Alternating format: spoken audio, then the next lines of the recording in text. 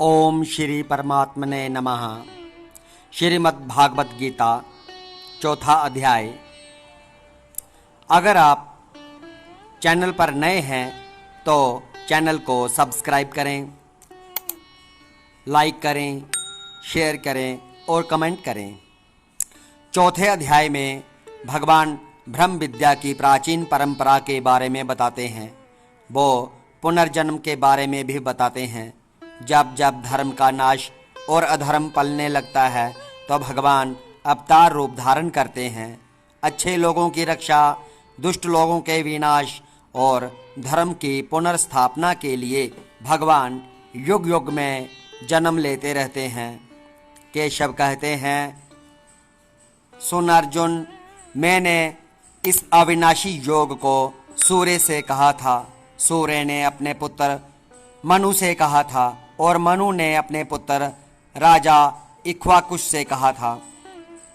हे अर्जुन, इस प्रकार परंपरा से प्राप्त इस योग को राज ऋषियों ने जाना, किंतु उसके बाद वह योग बहुत काल से पृथ्वी लोक में लुप्त प्राय हो गया।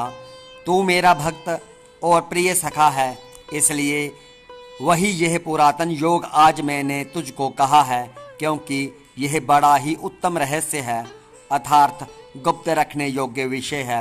अर्जुन बोले, आपका जन्म तो अभी हाल का है और सूर्य का जन्म बहुत पुराना है, अर्थात कल्प के आदि में हो चुका था। तब मैं इस बात को कैसे समझूं कि आप ही ने कल्प के आदि में सूर्य से यह योग कहा था।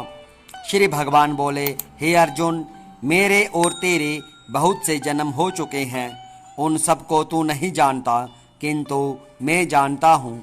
मैं अजन्मा और अविनाशी स्वरूप होते हुए भी तथा समस्त प्राणियों का ईश्वर होते हुए भी अपनी प्रकृति को अधीन करके अपनी योग माया से प्रकट होता हूँ। हे भारत, जब जब धर्म की हानि और अधर्म की वृद्धि होती है, तब तब ही मैं अपने रूप को रचता हूँ, अर्थात साकार रूप से लोगों के सम्मुख प्रकट होता हूँ। साधु पुरुषों का उद्धार करने के लिए, पाप कर्म करने वालों का विनाश करने के लिए और धर्म की अच्छी तरह से स्थापना करने के लिए मैं युग युग में प्रकट हुआ करता हूँ। हे अर्जुन, मेरे जन्म और कर्म दिव्य अर्थात निर्मल और अलौकिक हैं। इस प्रकार जो मनुष्य तत्व से जान लेता है वह शरीर को त्याग कर फिर जन्म को प्राप्त नहीं होता, किंतु मुझे ही प्राप्त होता है। पहले भी जिनके राग, भय और क्रोध सर्वथा नष्ट हो गए थे और जो मुझ में अनन्य प्रेम पूर्वक स्थित रहते थे, ऐसे मेरे आश्रित रहने वाले बहुत से भक्त ज्ञान रूप तप से पवित्र होकर मेरे स्वरूप को प्राप्त हो चुके हैं। हे अर्जुन, जो भक्त मुझे जिस प्रकार भजते हैं, मैं भी उनको उसी प्रकार भजता हूँ, क्योंकि सभी मनुष्य सब प्रकार से मेरे ही मार्ग का अनुसरण करते हैं। इस मनुष्य लोक में कर्मों के फल को चाहने वाले लोग देवताओं का पूजन किया करते हैं, क्योंकि उनको कर्मों से उत्पन्न होने वाली सिद्धि शीघ्र मिल जाती है। ब्राह्मण, क्षत्रिय, वैश्य, शूद्र, इन चार वर्णों का समूह गुण और कर्मों के विभाग पूर्वक मेरे द्वारा रचा गया है। इस प्रकार उस सृष्टि रचनादि कर्म का कर्ता होने पर भी मुझ अविनाशी परमेश्वर को तू वास्तव में अकर्ता ही जान। कर्मों के फल में मेरी सप्रिया नहीं है, इसलिए मुझे कर्म लिप्त नहीं करते। इस प्रकार जो मुझे तत्व से जान लेता है वह भी कर्मों से नहीं बंधता। पूर्व काल में भी इस प्रकार जानकर ही कर्म किए हैं, इसलिए तू भी पूर्वजों द्वारा सदा के से किए जाने वाले कर्मों को ही कर। कर्म क्या है और अकर्म क्या है, इस प्रकार इसका निर्णय करने में बुद्धिमान पुरुष भी मोहित हो जाते हैं। इसलिए वह कर्म तत्व में तुझे भली भांति समझाकर कहूँगा, जिसे जानकर तू अशुभ से अर्थात कर्म बंधन से मुक्त हो जाएगा। कर्म का स्वरूप भी जानना चाहिए और अकर्म का स्वरूप भी जानना चाहिए तथा विकर्म का स्वरूप भी जानना चाहिए, क्योंकि कर्म की गति गहन है। जो मनुष्य कर्म में अकर्म देखता है और जो अकर्म में कर्म देखता है वह मनुष्यों में बुद्धिमान और वह योगी समस्त कर्मों को करने वाला है। जिसके संपूर्ण शास्त्र सम्मत कर्म बिना कामना और संकल्प के होते हैं तथा जिसके समस्त कर्म ज्ञान रूप अग्नि के द्वारा भस्म हो गए हैं, उस महापुरुष को ज्ञानी जन भी पंडित कहते हैं। जो पुरुष समस्त कर्मों में और उनके फल में आसक्ति का सर्वथा त्याग करके संसार के आश्रय से रहित हो गया है और परमात्मा में नित्य तृप्त है, वह कर्मों में भली भांति वर्तता हुआ भी वास्तव में कुछ भी नहीं करता। जिसका अंतःकरण और इंद्रियों के सहित शरीर जीता हुआ है और जिसने समस्त भोगों की सामग्री का परित्याग कर दिया है, ऐसा आशा रहित पुरुष केवल शरीर संबंधी कर्म करता हुआ भी पापों को नहीं प्राप्त होता। जो बिना इच्छा के अपने आप प्राप्त हुए पदार्थ में सदा संतुष्ट रहता है, जिसमें ईर्ष्या का सर्वथा अभाव हो गया है, जो हर्ष शोक आदि द्वंद्वों से सर्वथा अतीत हो गया है, ऐसा सिद्धि और असिद्धि में सम रहने वाला कर्मयोगी कर्म करता हुआ भी उनसे नहीं बंधता। जिसकी आसक्ति सर्वथा नष्ट हो गई है, जो देह अभिमान और ममता से रहित हो गया है, जिसका चित्त निरंतर परमात्मा के ज्ञान में स्थित रहता है, ऐसा केवल यज्ञ संपादन के लिए कर्म करने वाले मनुष्य के संपूर्ण कर्म भली भांति विलीन हो जाते हैं। जिस यज्ञ में अर्पण तथा सूर्वा आदि भी ब्रह्म है और हवन किए जाने योग्य द्रव्य भी ब्रह्म है तथा ब्रह्म रूप कर्ता के द्वारा ब्रह्म रूप अग्नि में आहुति देना रूप क्रिया भी ब्रह्म है, उस ब्रह्म कर्म में स्थित रहने वाले योगी द्वारा प्राप्त किए जाने योग्य फल भी ब्रह्म ही है। दूसरे योगी जन देवताओं के पूजन रूप यज्ञ का ही भली भांति अनुष्ठान किया करते हैं और अन्य योगी जन पर ब्रह्म परमात्मा रूप अग्नि में अभेद दर्शन रूप यज्ञ के द्वारा ही आत्म रूप यज्ञ का हवन किया करते हैं। अन्य योगी जन श्रोत्र आदि समस्त इंद्रियों को संयम पूर्व अग्नियों में हवन किया करते हैं और दूसरे योगी लोग शब्द आदि समस्त विषयों को इंद्रिय रूप अग्नियों में हवन किया करते हैं। दूसरे योगी जन इंद्रियों की संपूर्ण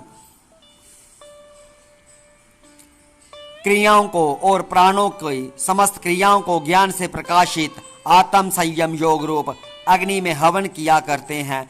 कई पुरुष द्रव्य संबंधी यज्ञ करने वाले हैं, कितने ही तपस्या रूप यज्ञ करने वाले हैं तथा दूसरे कितने ही योग रूप यज्ञ करने वाले हैं और कितने ही अहिंसादि तीक्ष्ण व्रतों से युक्त यत्नशील पुरुष स्वाध्याय रूप ज्ञान यज्ञ करने वाले हैं।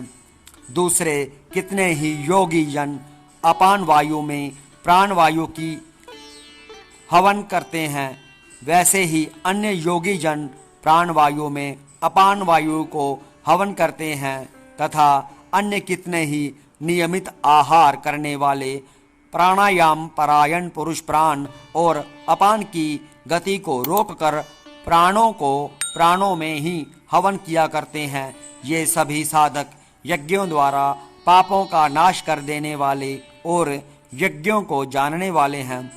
हे अर्जुन, यज्ञ से बचे हुए अमृत का अनुभव करने वाले योगी जन सनातन पर ब्रह्म परमात्मा को प्राप्त होते हैं और यज्ञ न करने वाले पुरुष के लिए तो यह मनुष्य लोक भी सुखदायक नहीं है, फिर परलोक कैसे सुखदायक हो सकता है। इसी प्रकार और भी बहुत तरह के यज्ञ वेद की वाणी में विस्तार से कहे गए हैं। उन सब को तू मन इंद्रिय और शरीर की क्रिया द्वारा संपन्न होने वाले जान। इस प्रकार तत्व से जानकर उनके अनुष्ठान द्वारा तू कर्म बंधन से सर्वथा मुक्त हो जाएगा।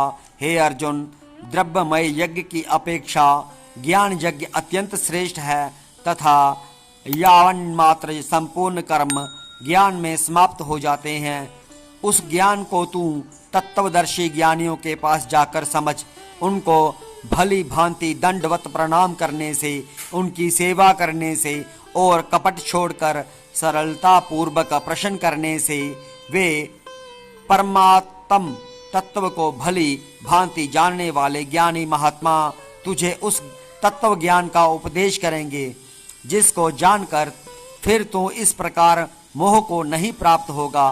तथा हे अर्जुन, जिस ज्ञान के द्वारा तू संपूर्ण भूतों के निःशेष भाव से पहले अपने में और पीछे मुझ सच्चिदानंद घन परमात्मा में देखेगा, यदि तू अन्य सब पापियों से भी अधिक पाप करने वाला है तो भी तू ज्ञान रूप नौका द्वारा निसंदेह संपूर्ण पाप समुद्र से भली भांति तर जाएगा।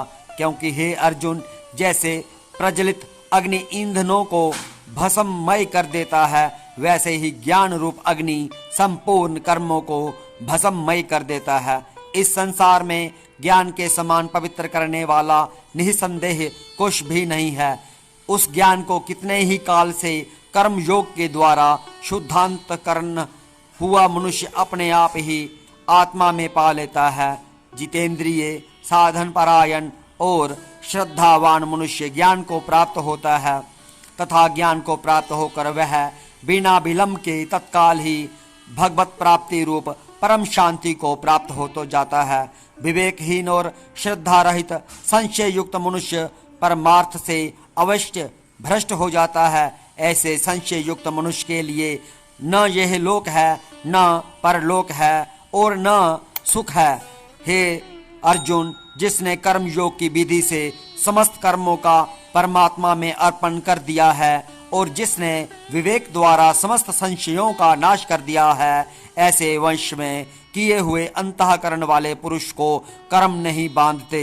इसलिए हे भरतवंशी अर्जुन, तू हृदय में स्थित इस अज्ञान जनित अपने संशय का विवेक ज्ञान रूप तलवार द्वारा छेदन करके समतत्व रूप कर्म योग में स्थित हो जा और युद्ध के लिए खड़ा हो जा। जय श्री कृष्णा। आज हमने श्रीमद् भागवत गीता के चौथे अध्याय का पाठ का श्रवण किया। सभी को जय श्री कृष्ण।